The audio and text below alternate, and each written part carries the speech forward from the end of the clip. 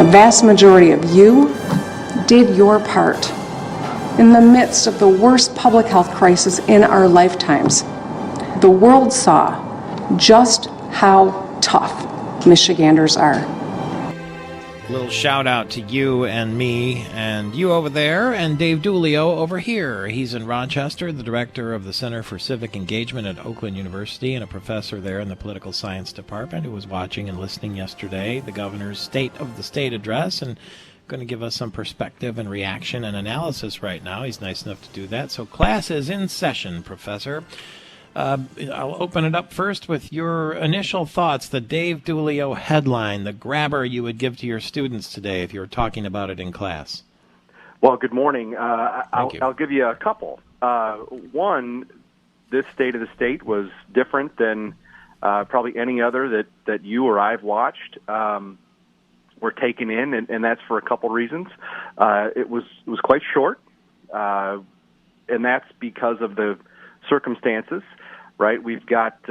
Frankly, there were no interruptions for applause. Right, that would extend the speech as it normally does, and of course it was. That's the case because of the restrictions that are in place, and no pomp and circumstance. Right, this is usually a speech where the governor can take advantage of the setting, the full chamber, the applause lines, the grandeur of the Capitol, and we didn't have any of that.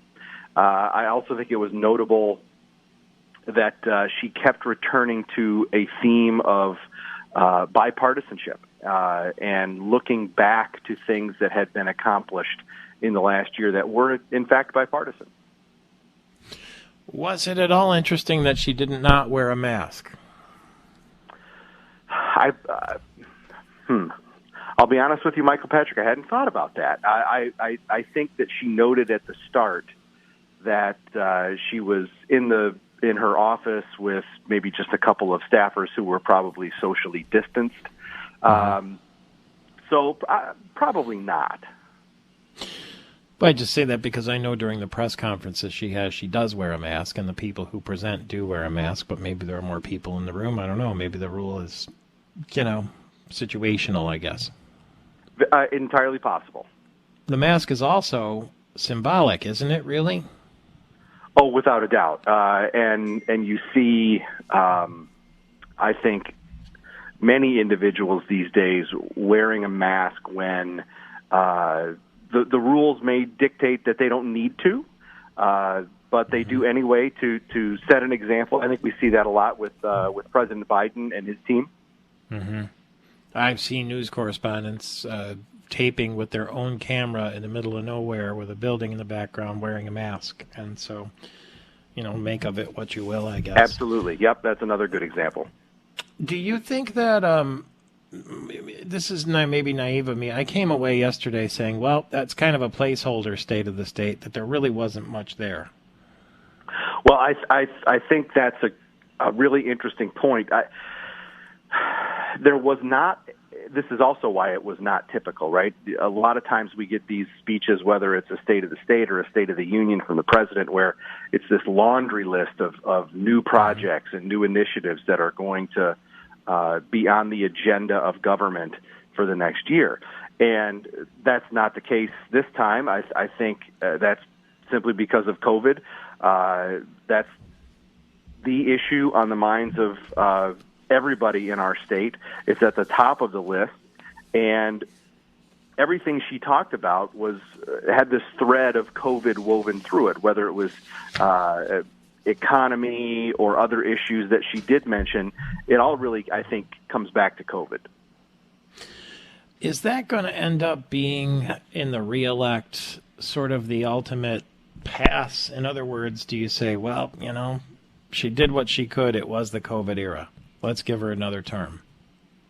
Oh, I think that if we can take a lesson from the 2020 presidential election, how governments handle COVID, how they are seen as having performed on that issue, will absolutely be part of the calculus for many voters as they go to the ballot box next time. It's interesting you use the words how they are seen to have handled it, because we only know what we're told. Realistically, maybe in retrospect by then we'll know a little bit more. But do you think people will largely say, well, if we were going to err, should have erred on the safe side, so, that's how that went, regardless of the damage to the economy or the psyche, or the education?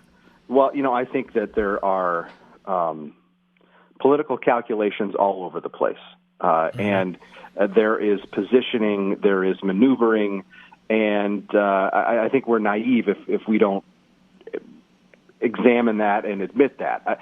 But I do think that there are, there's probably a point at which the public says enough is enough. And I think you're seeing that across the country when it comes to kids going back to school. And it's really bubbling up, not so much in Michigan, but certainly in other parts of the country, whether it's Illinois or Virginia, right? We're getting it really getting to a high simmer in many parts of the country. Whether or not we get to that point in Michigan on schools or other issues, I think remains to be seen. But it can be something that can be used against, I think, somebody in office if they're looking to run on their record of how they handled the coronavirus. So therefore, given that the governor is a Democrat, do the unions determine ultimately when the teachers go back to school? Well, I think that depends on the district. I think that depends on the union, right? I mean, again, we're seeing that we're seeing varied responses. We're seeing varied approaches in different parts of the country, and I think there's obviously some differences across districts here in Michigan. Oakland University's been in-person learning throughout, correct? We have had in-person options throughout, except for when we were shut down by directive in the late fall semester. We did start with a 2-week, I hate to use the word pause because even that's gotten political these days, but we started the first 2 weeks of this semester. Right. Okay. Remote. Congratulations, Dave Dulio. Route to top 10 state status. Proceed to the plan. The Road to Top 10 plan from Business Leaders from Michigan charts a course for Michigan's growth with key landmarks along the way. Turn right to compete for good jobs. Like bringing quality jobs to Michigan, investing in education and job training, rebuilding our infrastructure, and more. And if we follow the plan, you have reached your destination, top 10 state status. Read the full plan at michigansroadtotop10.com.